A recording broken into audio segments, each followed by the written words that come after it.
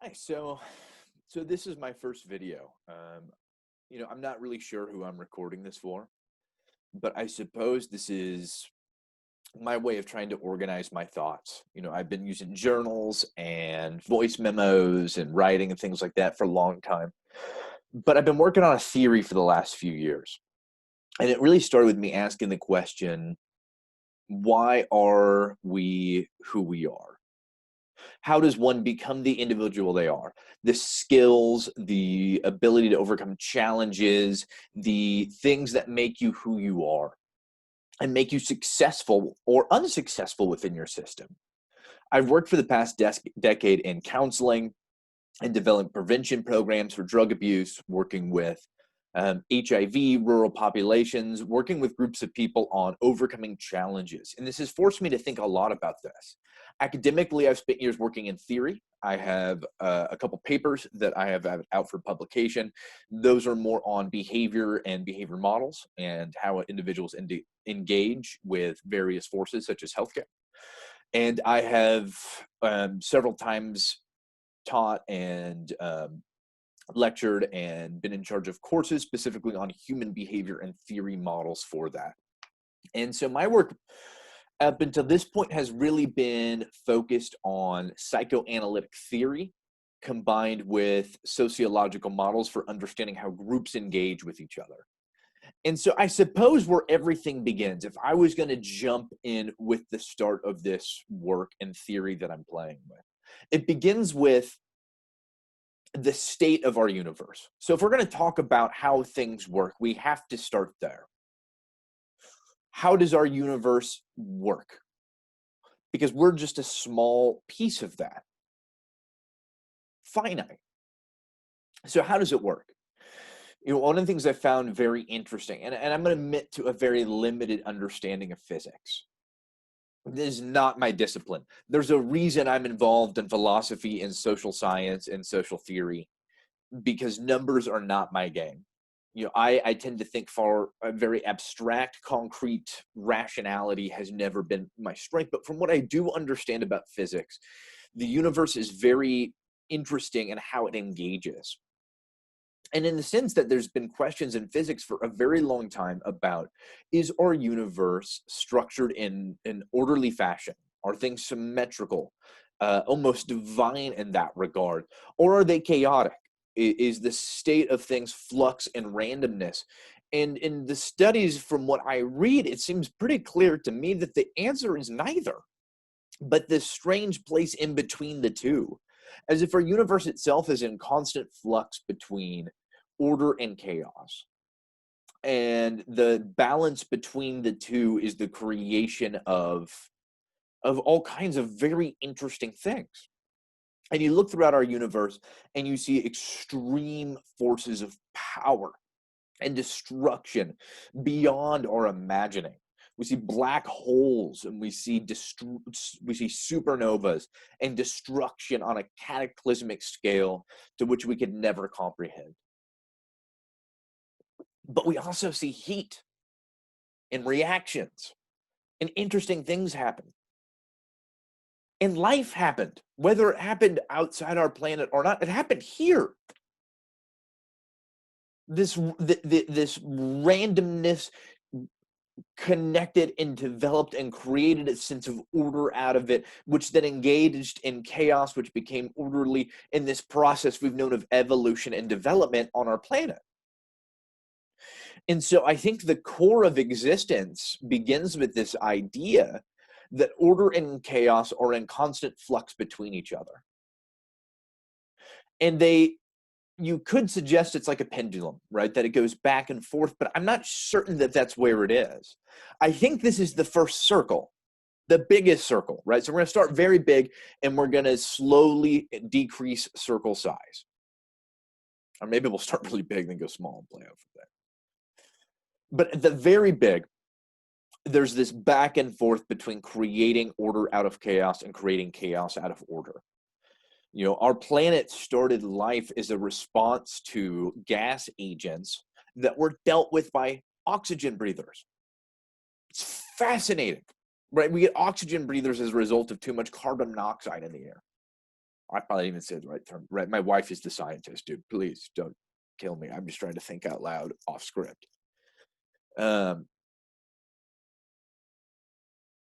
Humans create order. We create civilizations and cultures to dictate behavior just to war and crush and destroy them.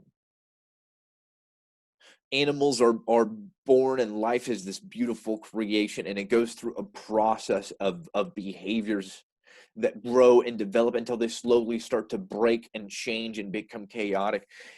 Evolution itself is an example of chaos at work, randomness that then creates new, which creates disorder, which creates adaptation, which creates a new system to develop and engage with that. And so rather, like I said, it's easy to imagine that going like this. I just don't think that's true. I think it goes like this. And so the question with that will always be, what happened first, the chicken or the egg? And I don't think that we have, or probably as a species will ever have the answer at that point. But we do assume, at least, is that the basis of our universe is the creation of order out of chaos. And so things shift through that, and each one plays off of each other.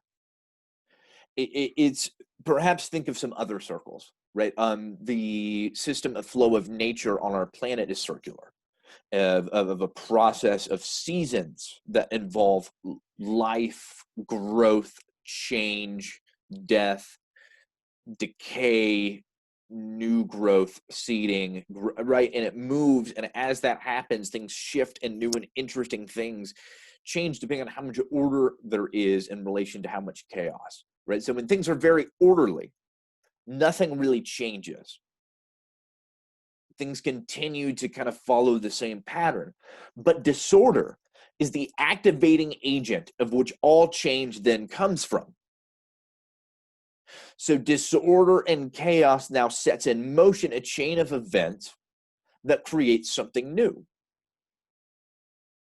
A new mountain cliff spreads because new things happened under the earth, because other new things happened that were chaotic and caused change and disruption. And now there's this cliff, and now random ape descendant like creatures are splitting into new terrains that have new environmental stressors that create new needs and challenges and disorder that require orderly ways to deal with, which creates change and adaptation in a species. Or the formation of stars or galaxies, et cetera, et cetera. So then I argue at the start of all of this is this idea that order and chaos are cyclical. So we have to start with that premise. That's step one. The next few steps get much more complicated as we go on. And so maybe that's how I'll do some of these videos for my own thinking, is start with one concept and flush it out. Because this is really a chapter. And chapter one is order versus chaos. And what I find fascinating about that is this is something that humans have inherently understood since they first drew pictures in caves. The earliest gods were gods of order and chaos. Modern religion is an example of order and chaos in this pattern. There's an inherent understanding in the nature of existence that this is the duality of our universe. And so from that, we can then start to figure out, how does that affect things?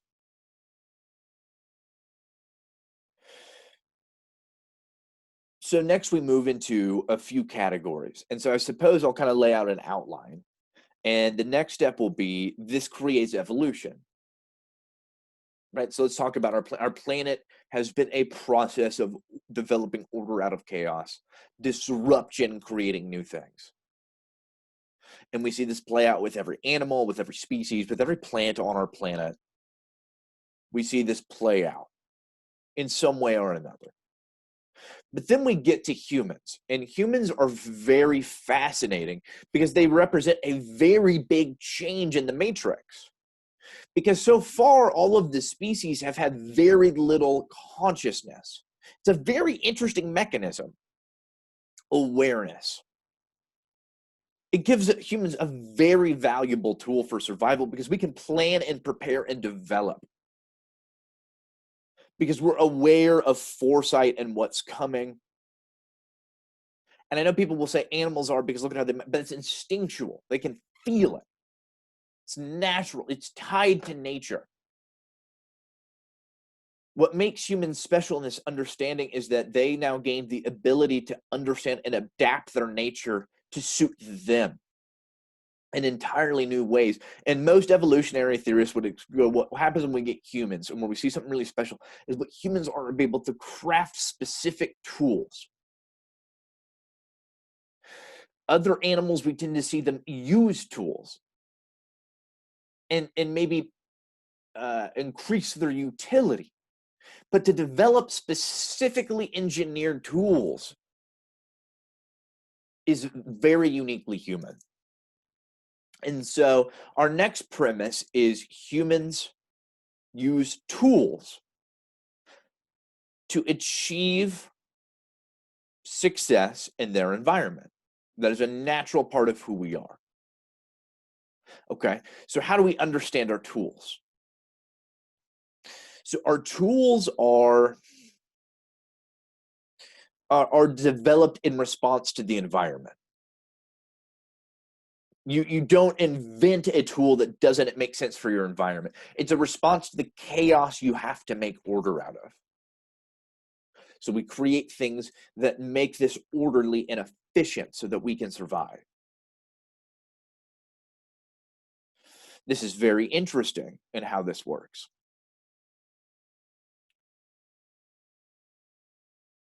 Like I mentioned, it's very environmentally influenced. Desert cultures adapted very different tools than island cultures. And we see reflections of this. And this is because the animals are different, the predators are different, the environmental dangers are different. So we need different tools to survive them. How do we teach how to use these tools? Because these tools aren't always physical.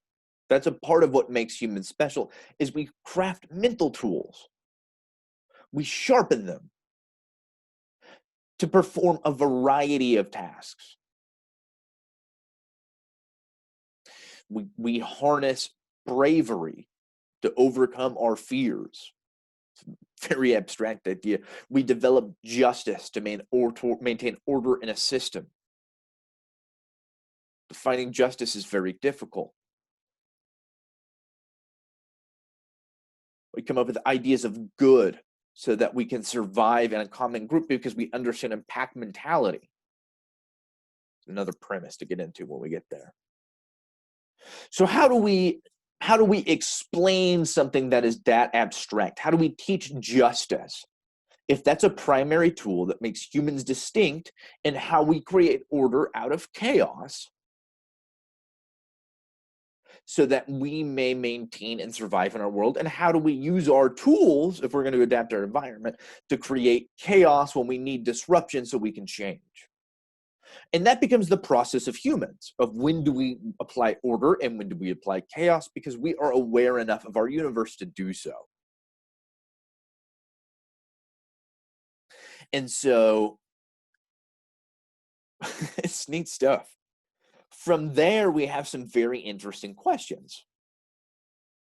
Right? As I keep circling back to, how do we understand and teach those tools? How do we develop those tools? And I would argue that we develop those tools in one way. Or at least we teach them in one way. From the dawn of our species, humans have told stories and they sit around campfires and tell the tale of the great hero who bested this nemesis. And these stories emphasize the attributes and abstractions that we want to cultivate in an individual and in our community, because those abstractions are successful in surviving in our environment. Medieval Germany needed really specific stories about not going off into the woods to survive. Oppressed groups in history needed gods that were clever and had wit, and stories about overcoming more physically dominating and power controlling oppressors, because that was the resource that they had available. So tools reflect how to survive, how to overcome, and how to achieve. And through this, we create symbols to which we assign meaning. I believe that the process and how we come to develop symbols as an individual, as a tribe, a community, and a society all follow the exact same pattern. And so what my work explores is, what is that pattern and how does it work? What are the stories?